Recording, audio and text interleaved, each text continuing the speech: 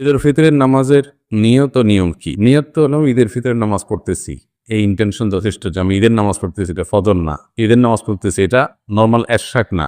ঈদের নামাজ পড়তেছি, এটা যোহর না। এই যে পার্থক্য আছে, এই নিয়ত আছে, এটুকুই যথেষ্ট না। এগুলো নিয়তগুলো সব আলাদা মুখে নাওয়াইতো ইত্যাদি ইত্যাদি এগুলো বলার দরকার নেই। ঈদের নামাজের যে নিয়ম সেটা হলো ঈদের নামাজ 2 রাকাত আদায় করতে হবে এবং 2 রাকাত নামাজের পরে খুতবা দিবেন খতিব সাহেব। জুমাতে বা অন্যান্য ক্ষেত্রে খুতবা আগে আমরা দেই, কিন্তু ঈদের নামাজের মধ্যে খুতবা হবে পরে। 2 রাকাত নামাজের নিয়মটা কি? সাধারণ যে নামাজ পড়ি আমরা সেই নামাজের মতোই, শুধু পার্থক্য হলো এখানে অতিরিক্ত কিছু তাকবীর আছে, এই পার্থক্যটা আছে। অনেকে ঈদের নামাজ পড়তে গিয়ে একটু বছরে 1-2 বার হয় যেহেতু ভুলে যান এবং গ্যাঞ্জাম লাগায় ফেলেন। নিয়মটা হলো আমরা প্রথমেই ইমামের সাথে তাকবীর বলে হাত বাঁধবো, বেঁধে আমরা সানা পড়ব, সুবহানাকাল্লাহুম্মা ওয়া বিহামদিকা তাবারাক ইসমুকা ওয়া জাদ্দুকা লা ইলাহা ইল্লা আনতা। অন্য সানাও আছে, আল্লাহুম্মা বা'ইদ বাইনি ওয়া বাইনা খাতায়ায়া কামা বা'আদতা বাইনাল মাশরিকি ওয়াল মাগরিব। সানা যেটা আছে এটা পড়ব। সানা পড়া শেষ, এরপরে অতিরিক্ত তাকবীর দিবেন ইমাম সাহেব। এই অতিরিক্ত তাকবীর আমরা কান পর্যন্ত হাত তুলবো, আপনার হাত ছেড়ে দিব। অতিরিক্ত তাকবীর কয়টা দিব এটারই মত পার্থক্য আছে। 2 মতের সপক্ষেই বিশুদ্ধ হাদিস রয়েছে। অর্থাৎ অতিরিক্ত তাকবীরের সংখ্যা 6 তাকবীর হানাফি মাযহাব অনুযায়ী, অন্যান্য মাযহাব অনুযায়ী 12 তাকবীর। এই দুইটাই দ্রুত। তো অতিরিক্ত যে তাকবীর সানা পড়ার পর ইমাম সাহেব দিবেন, আমরা সাথে সাথে বলবো আল্লাহু আকবার, আল্লাহু আকবার, আল্লাহু আকবার। 3টা তাকবীর হোক তো প্রথম দুটোতে হাত ছেড়ে দিবেন, তৃতীয় তাকবীরের পরে হাত বেঁধে ফেলবেন। এবার ইমাম সাহেব সূরা ফাতিহা পড়বেন, অন্য সূরা মিলাবেন, রুকু করবেন, সেজদা করবেন, আবার দ্বিতীয় রাকাত শুরু করবেন। তৃতীয় রাকাতে তাকবীরটা হবে শেষ। ইমাম সাহেব দাঁড়ায় সূরা পড়বেন, সূরা ফাতিহা পড়বেন, সূরা মিলাবেন, এরপরে আল্লাহু আকবার, আল্লাহু আকবার, আল্লাহু আকবার। অতিরিক্ত তাকবীর দিবেন, তিনটা আর মাযহাব অনুযায়ী। আর শেষে আরেকটা তাকবীর দিয়ে রুকুতে যাবে।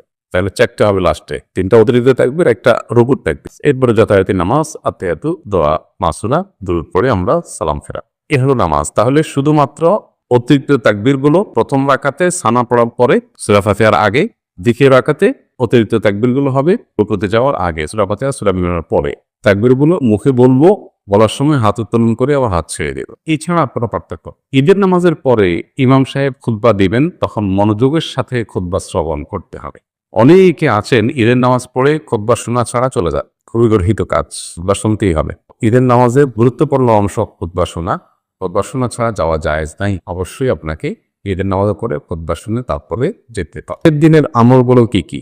ঈদের দিনের সুন্নাহগুলো আমরা বলেছি। ঈদের দিনের সুন্নাহ কাজ যেগুলো আছে সেগুলো করবেন। ঈদের দিনে একটু আনন্দ খুশি প্রকাশ ঘটানো সুন্নাহ। গোমরা মুখে না থাকা উচিত, কোনো কারণে মন খারাপ হলে একটু খুশি মনে থাকা ভালো। নতুন পোশাক পরা, ঈদগাহে যাওয়ার সময় গোসল করে ঈদগাহে যাওয়া, পোশাক পরে যাওয়া, সুগন্ধি পরে যাওয়া, মেসওয়াক করে যাওয়া, ঈদুল ফিতরে কিছু খেয়ে যাওয়া, মিষ্টান্ন ইত্যাদি, খেজুর টেজুর। আর ঈদুল আজহাতে না খেয়ে যাওয়া, তাকবীর করতে করতে যাওয়া, এগুলো সব ঈদের দিনের সুন্নাহ। ঈদের দিন উপলক্ষে একটা গুরুত্বপূর্ণ বিষয় আমাদের লক্ষ্য করা দরকার, সেটা হলো আজকাল বিশেষ করে ঈদের দিনে আমরা আমাদের আনন্দ ভাগাভাগির চাইতে মোবাইল নিয়ে বেশি ডুবে থাকি। ছেলে কি বুড়ো সবাই এক্ষেত্রে সমান, নারী কি পুরুষ কারো কোনো পার্থক্য নেই, সবাই মোবাইলে আমরা আসক্ত হয়ে গেছি এবং এমনভাবে হয়ে গেছি যে ঈদের আনন্দটাও আমাদের মোবাইলে কেড়ে নিয়ে যায়। এই দিকটাতে আমাদের উচিত আমাদের প্রতিবেশী, আত্মীয় স্বজন, অভাবী মানুষ কিংবা সাধারণ যে কোনো মানুষ, তাদের সাথে দেখা সাক্ষাৎ করা, খোঁজখবর নেওয়া, কুশল বিনিময় করা, ঈদের শুভেচ্ছা বিনিময় করা। ঈদের শুভেচ্ছা কিভাবে বিনিময় করবেন? তাকাব্বালাল্লাহু মিন্না ওয়া মিনকুম। আল্লাহ আমার এবং আপনার, আমাদের উভয়ের সামনে কামগুলো কবুল করে নেক, রমজান যেগুলো আমরা করেছি। এটা হলো ঈদের শুভেচ্ছা, তাকাব্বালাল্লাহু মিন্না ওয়া মিনকুম। পাশাপাশি ঈদ মুবারক আপনি বলতে পারেন, অসুবিধা নেই, কিন্তু সুন্নাত হলো তাকাব্বালাল্লাহু মিন্না ওয়া মিনকুম বলা। এভাবে আমরা শুভেচ্ছা বিনিময় করব। মোবাইলে ডুবে না থেকে সবার সাথে আমরা আনন্দ ভাগাভাগি করার চেষ্টা করব এবং গরিব অভাবী মানুষদের বাড়িতে যে বিশেষভাবে তাদেরকে ঈদের আনন্দটা দেওয়ার চেষ্টা করবো ইনশাআল্লাহ। এর পাশাপাশি ঈদ উপলক্ষে একটা অনাচার শুরু হয়েছে আমাদের সমাজে, এটার বিরুদ্ধে সামাজিক আন্দোলন এবং সচেতনতা গড়ে তোলা দরকার। সেটা হলো ইদানিং দেখা যায় যে ঈদ আসলেই আমাদের কিছু উঠতি বয়সের ছেলেফেলেরা তারা বিভিন্ন গাড়ি ভাড়া করে, পিকআপ ভ্যান ইত্যাদি ভাড়া করে দলে দলে সেখানে বড় বড় আপনার ডেকসেট, বক্স, এটাতে ভলিউম একেবারে হাই করে দিয়ে আর বিভিন্ন গান বাজনা করতে করতে রাস্তাঘাট প্রদক্ষিণ করে। এর ফলে বিভিন্ন দুর্ঘটনা ঘটে, কারণ এত জোরে বিকট আওয়াজে বাজতে থাকে যে পিছন থেকে কোনো গাড়ি হর্ন দিলেও ড্রাইভার শুনতে পায় না। একটা সুস্থ সমাজে আপনি গানের আওয়াজে পুরো সমাজকে প্রকম্পিত করে তুলবেন, কেউ ঘুমাইতে পারে, কারোর ক্ষতি হতে পারে, এটা কোনো সুস্থ বা স্বাভাবিক একটা সমাজে এটা সম্ভব না। নিশ্চয়ই এটা অসুস্থতার আলামত। এই জন্য এটাকে থামানো দরকার। ঈদের আনন্দ তরুণরা করবে, কিন্তু সেটা করতে গিয়ে যদি তারা উচ্ছৃঙ্খলতা করে, বফাটেপনা করে, তাহলে সেটা অবশ্যই থামাতে হবে এবং থামানোর জন্য এলাকাভিত্তিক নানাবিধ উদ্যোগ নেওয়া দরকার। ফিতরা না দিলে গুনাহ হবে কিনা, বলে গেলে করণীয় কি? ফিতরা এটা দিতে হবে। ফুকায়ে আহনাফের মতে যারা সচ্ছল তাদের নিজেদের এবং পরিবারের ছোট বাচ্চা কাচ্চা যারা আছে তার তরফ থেকে তাদেরকে ফিতরা দিতে হবে, এটা ওয়াজিব। এই ফিতরা যদি কেউ দিতে ভুলে যান, দেন নাই, তাহলে ঈদের পরে এটার কাজার সিস্টেম নাই। তবে ঈদের পরে যদি কেউ দেয়, ঈদের দিন যদি ঈদের নামাজের পরে দেয় আদায় হয়ে যাবে। অনেকদিন পরে মনে হলো, তখন এটা সাধারণ দান হিসাবে হয়তো পরিমাণ দান করে দিতে পারেন, আল্লাহর কাছে তওবা করবে যেন ভবিষ্যতে এটা মিস না হয়। চাঁদ রাতের স্পেশাল আমলগুলো কি কি?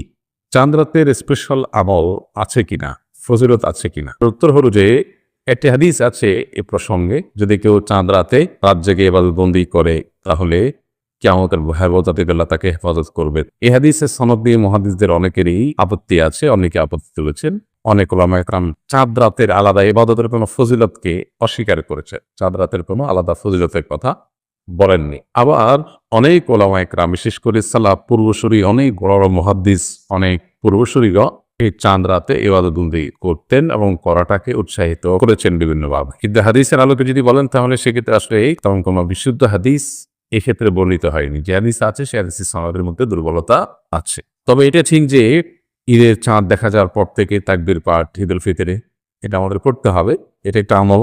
আবার ফজর নামাজ আগে আগে উঠে মসজিদে আদায় করা, এটা আরেকটা আমল। এই আমলগুলো আমাদের বিশেষভাবে যত্নশীল হইতে হবে। আর এছাড়া তাহাজ্জুদ, ভোর রাতের আমল, এগুলো তো আমরা লক্ষ্য করবো।